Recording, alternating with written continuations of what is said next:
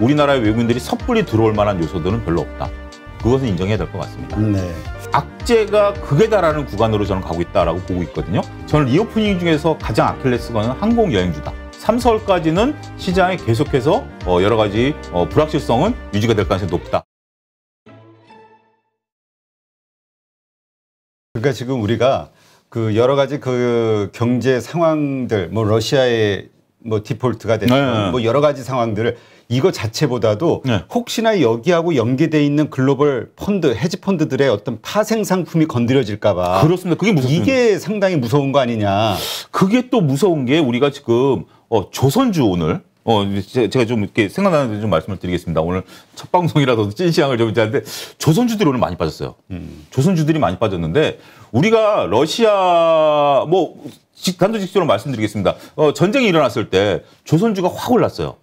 조선주가 확 올랐는데 제가 그 뒤에 이제 8.15 나왔을 때도 한번 말씀을 드렸는데 저는 그거는 믿을 수 없다. 근데 왜 그런 말씀을 드리냐면 조선주가 올라간 거는 그렇죠. 많은 분들이 이제 조선주에 대해서 얘기할 때 일단 전쟁이 났으니까 러시아가 그 유럽으로 가는 가스관을 잠글 수 있다.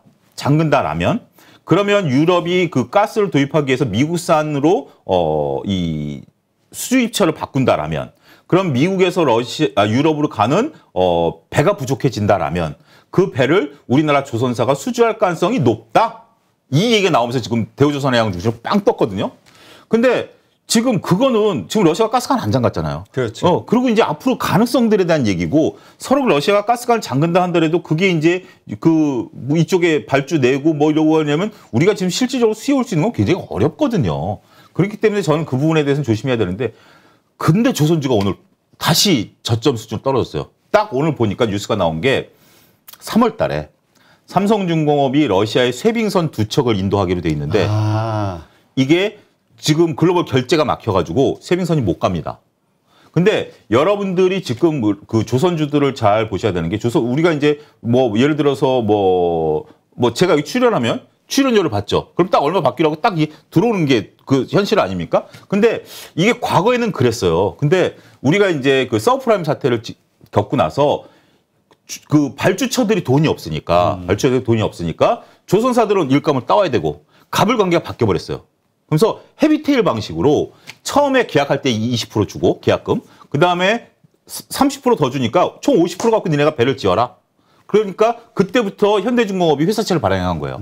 어쨌든 내 돈으로 이 배를 지어야 되니까. 그러니까 거래 조건이 확 나빠진 거네. 나빠진 거죠. 조선사 입장에서. 그리고 배를 넘겨주면 50%가 들어오는 거예요. 그러니까 우리가 지금 조선사들이 최근에까지 적자를 나타냈었던 이유 중에 하나가 과거에 한 2, 3년 전에 적자 수주했던 것을 넘겨줘도 수익이 안 났고 그래서 이제야 수익이 난다라고 봤더니 원자재 가격이 올라가서 또 수익이 안 나고 이런 악순환이 지금 되고 있는 상황이었는데 지금 쇄빙선 2척이 묶여버렸네. 근데 이 웃긴 거는 뭐냐면 컨테이너선 같으면 이제 조선은 수주기 때문에 우리가 이제 핸드폰 같은 경우는 누가 사겠다 그래서 안 살면 제가 뭐 대표님한테 팔 수도 있는 거죠. 동일한 제품이니까. 근데 지금 저같이 살찐 사람 옷을 대표님 못 입으시잖아요. 이게 지금 수주랑 마찬가지입니다. 그렇기 때문에 더군다나 컨테이너선 같으면 다른 데 팔 수가 있죠. 쇄빙선을 어디다 팔아먹죠? 그러니까 딱 그 목적으로 하는 곳만 살 수 있으니. 목적으로 할 수 있는 것만 살 수 있으니까 그전에 삼성중공업이 3년인가 5년 동안 고생했던 게 그 석유 시추선. 그 드릴십. 드릴십을 못 팔아가지고 이 드릴십은 북해에서 파는 거랑 남극에서 파는 거랑 태평양에서 파는 거 다 다르거든요. 조건이. 근데 그거를 2척을 못 팔고 있다가 어떻게 겨우겨우 넘겨놨는데 이제 쇄빙선 2척이 턱 하니 이제 한국에 정박이 돼 있네요. 근데 그거 말고도 지금 우리가 조선사가 묶인 돈이 지금 배를 짓고 있어요. 러시아 배를. 근데 지금 불안하다고 배를 안 짓나요? 일단은 건조해야죠. 그러고 나서 지금 이제 뭐 이 상황이 어떻게 펼쳐질지 모르는데 이게 계속 돈은 묶여간다라는 거죠. 이런 것들 때문에 조선사들이 처음엔 넷피셜로 올랐다가 팩트를 딱 확인해 보니까 야 이거 큰일이다. 지금 그래서 조선주가 또 빠지는 겁니다. 지금 특히 그 삼성중공업 같은 경우가 보니까 오늘이 외국인이 150만 주 매도를 했네요. 개인이 200만 주 받고. 그러니까 이게 지금 여러분들이 단순하게 일부 전문가분들께서 TV에 나오셔가지고 조선주가 뭐 이렇게 되면 전쟁 수혜주다라고 보시는데 전혀 뭐 그거는 뭐 아니고 지금 상황을 놓고 보면 삼성중공업 같은 경우가 벌써 터졌고 다른데 지금 조선 3사 다 물려 있습니다. 여러분들이 포털 사이트 검색해 보시면 자세한 도표까지 그려져가지고 이런 내용들이 나오니까 그런 것들을 여러분들이 조선주에 관심이 있으시다면 살펴보셔야 돼요. 네. 지금 일단 근데 조선주만이 아니라 네. 지금 외국인들이 오늘도 6,700억 거래소에서 네. 코스닥에서 한 370억 선물도 한 2,300억 매도를 했단 말이죠. 네. 이게 의미하는 게 다들 불안해하는 게 이게 한국 시장을 버리는 거냐 아니 단지 해칭 차원에서 그냥 우리 쪽에서 그냥 파는 거냐 세계 증시에 대한 불확실성 때문에 이 차이가 또 있잖아요. 근데 그게. 이것에 대한 정확한 분석은 어려울 것 같고요. 제 뇌피셜을 몇 가지 말씀드리면 우려했던 바였던 것 같아요. 그러니까 뭐냐면 미국이 이제 내일 모레면 금리 인상하고 QT를 하지 않습니까? 그러니까 원래 처음에 미국이 금리 인상하고 QT 얘기가 나왔을 때 국내 시장이 살짝 빠졌어요. 그러면서 많은 이제 금융 전문가분들께서 환율 전문가분들께서 얘기하는 게 결국 QT를 하게 되면 그러니까 대체표 축소를 하게 되면 자금이 어떻게 되죠? 신흥국의 선진국으로 들어갈 수밖에 없죠. 처음에 우리가 양적 완화라는 정책을 펼쳤을 때는 선진국에서 돈을 풀었죠. 결국 선진국에서 돈을 푼 것을 원래 양적 완화의 기본적인 개념은 푼 돈을 가지고 기업들이 싼 자금을 갖고 경제를 살려야 된다라는 개념이었는데 지금 뭐 코로나 상황에서 경제를 살릴 수가 없다 보니 이 자금들이 투기성 자금으로 변하면서 원자재, 증시 이쪽으로 몰리면서 자산 가격을 버풀려 놓은 거 아니겠습니까? 근데 이제 돈을 회수를 하려면 이 부풀렸던 자산 가격에서 돈이 빠져야죠. 그러니까 증시에서 돈이 빠지고 저는 이제 유가도 원자재 이제 QT 하면 원자재 가격이 좀 빠질 걸로 보거든요. 이런 식으로 이제 빠져나가는 건데 그거의 일환일 수도 있다. 그래서 지금 우리가 이제 대통령 당선인께서 이제 문재인 대통령께서 대통령 당선인께 한국은행 총재 이제 3월 말자로 이제 끝나시니까 임기권을 넘기겠다라고 이제 선언을 하셨는데 이게 지금 우리도 금리를 올려야 되는 상황이잖아요. 왜냐하면 금리 격차가 똑같으면 왜 이게 글로벌 투자자 입장에서 보면 미국이랑 우리랑 금리가 똑같아? 근데 왜 한국에 돈을 맡겨? 미국에 돈을 그렇죠. 맡기지? 안정하게. 네, 그렇게 되기 때문에 돈이 안 나가려면 우리는 금리를 더 높여야 돼요. 그런 상황이 돼야 되니까 지금 우리 쫓기면서 금리를 인상해야 되는 거 아니에요? 지금 가계부채 문제 심각한데도 그런 일이 벌어지고 있는 상황에서 어떻게 보면 이쪽으로 자금의 로테이션이 일어날 수도 있다는 게 첫 번째고요. 두 번째는 이 기사가 사실이 아니기를 바라겠습니다. 지금 영국에서 나온 기사인데요. 네. 영국에서 이제 경제 기사가 나왔는데 윤석열 당선인에 대한 불안감. 문재인 정부에 대한 어떤 경제 정책이 바뀔 수도 있다. 그것에 대해서 건들지 마라라는 식으로 논문을 쓴 게 오늘 돌아다니더라고요. 그러니까 이제 이건 뭐 그쪽 시각이니까 맞다 틀리다가 아니라 새로운 정부에 대한 불안감 이런 것들도 일부 있다라고 좀 보여지는 시각도 있다. 이건 뭐 맞다 틀리다가 아니라 또 정치적으로 해석하시는 분들은 우리 차 소장님이 여당 지지하는 거 아니냐? 그건 아닙니다. 그건 아니고요. 이거는 그러니까 우리가 이제 주식 투자자 입장에서 보면 다 살펴봐야죠. 주식 투자자 입장에서 균형 잡히는 시각을 봐야 되니까 그런 시각도 있다. 그러니까 지금 우리가 대중국 관련주로 빠지는 것 중에 하나가 이것도 좀 얘기가 나오는 게 지금 중국이 공식적인 한한령이 없었지만 한한령을 해제할 가능성이 있었다라고 대두가 됐었잖아요. 근데 지금 윤석열 당선인 같은 경우 사드 배치라든지 이런 거 중국들이 가장 싫어하는 문제들을 지금 말씀하고 계시지 않습니까? 이것이 중국의 어떤 또 다른 자극이 될 수도 있다. 이것 때문에 또 우려하시는 분들도 계세요. 그러니까 이제 윤석열 당선인에 대한 호불호가 아니라 정책이 이제 어찌 되셨으니까 그분이 말씀하신 공약들이 시행이 된다라면 지금 중국이 사드 문제에 대해서는 굉장히 발작을 일으킬 정도로 싫어하는 거 아니겠습니까? 그런 부분들이 이제 또 하나의 트리거가 될 수 있다는 점도 여러분들 염두에 두셔야 돼요. 그렇기 때문에 지금 놓고 있는 상황이 어찌됐든 지금 우리가 뭐 환율도 지금 1,200원대를 훌쩍 넘어선 상황이긴 한데 지금 이러한 문제 때문에 외국인들이 단순히 빠져나간다라고 보기는 어렵고요. 어찌됐든 외국인들이 지금 우리나라라든지 지금 또 더군다나 외국인들이 좀 빠져나간 이유 중에 하나는 그것일 수 있어요. 미국 주식에 빠지니까. 미국 주식이 빠지니까 오히려 미국 주식에 대한 어떤 로테이션도 일어날 수 있고 다양한 해석이 나중에 이제 결과가 나오긴 하겠습니다만 지금 우리나라의 외국인들이 섣불리 들어올 만한 요소들은 별로 없다. 그것은 인정해야 될 것 같습니다. 네. 하여튼 우리 시장 어렵죠. 어려운데 사실 그동안 이제 다들 기대했던 거는 이 불확실성이 거쳐지는 게 FOMC 금리 인상 이제 오늘 내일이죠. 네.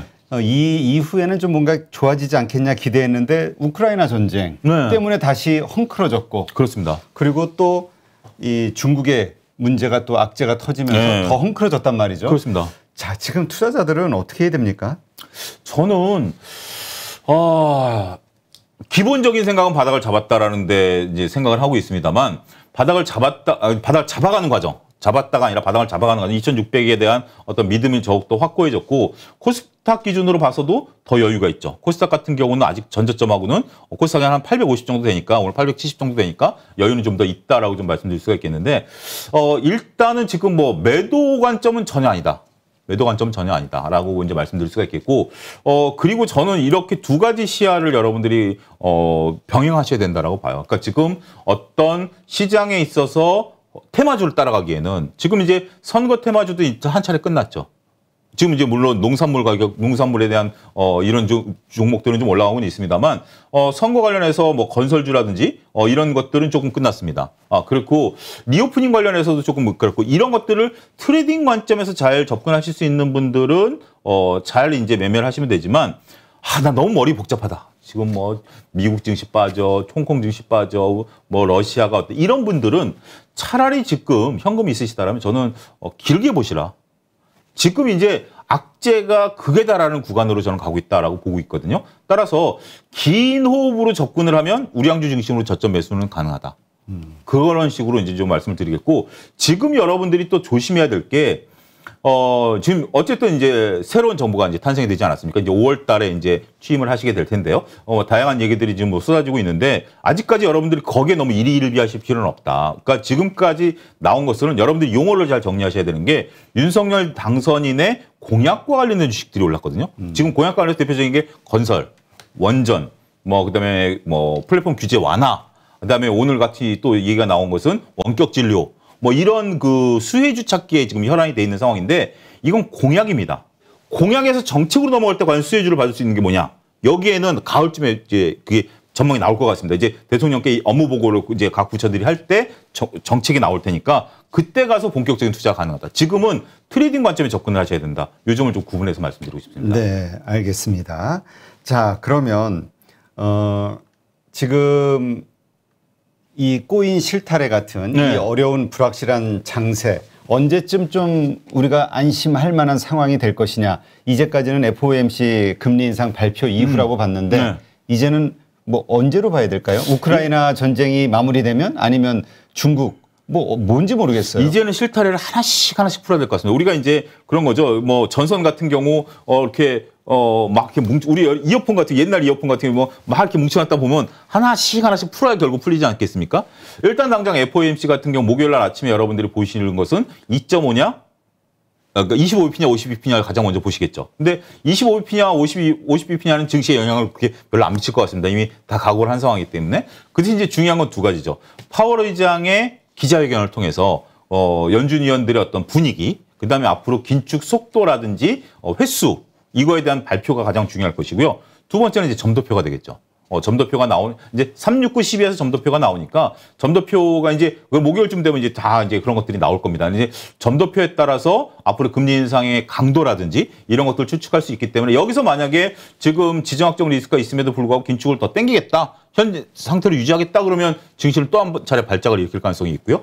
지금 지정학적 리스크를 관찰하면서 하겠다라면 조금 뒤로 미뤄질 수도 있고 지금 스케줄, 그러니까 우리가 지금 이 연준에 대해서 좀 발작을 일으킨 걸 잘 살펴보셔야 되는 게 작년 초만 하더라도 연준은 우리들한테 시간을 많이 줬어요.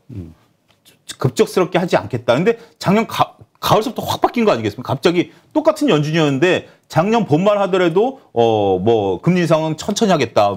평균 2%에 맞춰서 금리 인상을 하겠다라면서 시장이 마음껏 금리 인상에 대해서 우려하지 않도록 해놨다가 작년 가을서부터 갑자기 금리 인상을 내년에 몇 차례, 내후년에 몇 차례 이렇게 얘기가 나오면서 시장이 발작을 일으켰던 거거든요. 따라서 연준이 지금 혹자들은 이렇게 표현하세요. 그러니까 그 유명한 연준 위원들의 그 얘기를 모아놓은 샤워실의 바보들이라는 책이 있습니다. 우리나라 번역서가 이제 그렇게 되는데 그게 이제 우리가 이제 그 온수 냉수 할 때 샤워할 때 이렇게 처음에 딱 틀었을 때 뜨거우면 내가 뜨거움을 느끼니까 다시 차갑고 다시 뜨겁고 이게 왔다 갔다 하듯이 적절 온도를 찾아가는 것처럼 지금 연준이 그런다라는 그 우회적인 표현인데 연준의 이제 그런 부분들을 좀 보셔야 될 것 같고 저는 내일 삼성전자의 주총도 중요하다.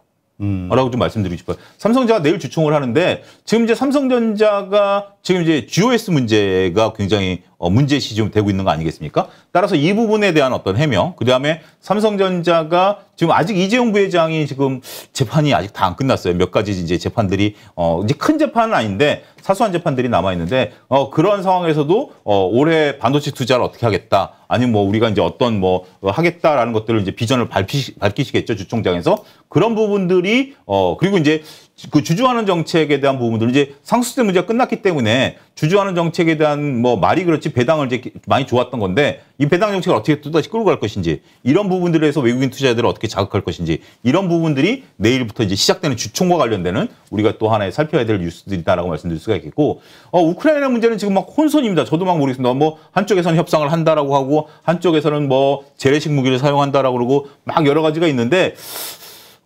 일단은 지금 러시아가 중국에 뭐 드론을 뭐 요구했다라든지 뭐 여러 가지 얘기들이 있긴 합니다만 오래 끌지는 못할 것 같아요. 그 전반적인 분위기는 하루에 25조가 들어간다면서요, 전쟁 비용이. 우리나라 지금 방산 비용의 1년치 절반이 하루씩 이제 나간답니다. 그럴 정도이기 때문에 결국은 이제 해결책을 찾아가긴 하겠습니다만 어찌됐든 그때까지는 불확실하다. 라는 것은 우리가 인정해야 되겠고, 그러니까 하나씩 실타래가 3월, 4월로 넘어가면서, 그리고 이제 지금 우리나라가 전 세계에서 코로나19 환자가 가장 많은데 이제 그 발생률이, 이런 것들도 이제 꺾여야 되는 문제, 이런 부분들까지 해서 4월까지는 그렇게 장이 드라마하게 움직이지는 않을 것 같다. 그 대신 4월까지 지금 2,600선과 850선에 대한 지지력 테스트에서 버텨주게 된다라면 그 5, 6월 정도 되면 오히려 정말 장이 재밌어질 수도 있다. 저는 좀 그렇게 이게 시간을 정한다라는 게 굉장히 좀 어렵긴 합니다만, 일단 뭐 그 뒤에 올라가는 거는 좀 논외로 친다 하더라도 3, 4월까지는 시장에 계속해서 여러 가지 불확실성은 유지가 될 가능성이 높다. 그렇게 봐야 될 것 같습니다. 네. 자, 그러면 이 시점에서 네. 우리가 신규 투자자 같은 경우는 얼마나 더 싼 가격에 들어갈 거냐를 고민하니 네. 그분들이야 뭐 문제가 없는데. 네. 지금 이미 들고 있는 분들은 이미 그렇잖아도 뭐 20%, 30%, 40% 물려 있는 상황에서 네. 이런 일들이 벌어지고 있으니 어떻게 해야 될 것이냐, 가만히 있으면 되냐, 아니면 뭐 종목 교체 얘기도 있고 물타기 얘기도 있고 이렇게 쌀 때 어떻게 보세요? 저는 개인적으로 그냥 가만히 계시는 게 낫다. 그러니까 지금 이제 지금 상황에서 어떻게 움직인다라는 것은 리스크가 더 커질 수도 있다라고 말씀드리고 싶어요. 여기서 만약에 빠져도 많은 분들이 2,400, 2,500 얘기하시거든요. 불과 한 1,200포인트예요. 1,200포인트에서 올라올 땐 다 같이 올라오거든요. 그 다음에 이제 1차 상승은 다 같이 올라옵니다. 2차 상승기에는 여기서 차별화가 이루어지겠죠. 그런데 지금 여기서 종목 교체를 한다? 자칫 잘못하면 괜히 엇박자가 날 수도 있는 리스크가 확실히 커졌어요. 지금 이제 많은 종목들이 다들 밀렸기 때문에 지금 메타버스, NFT 다들 밀렸고 2차 전지 다 밀렸고 플랫폼은 그나마 반등을 좀 해줬고 이런 상황이기 때문에 지금 상황에서 어떻게 이렇게 움직이는 것은 제가 볼 때는 조심스럽다.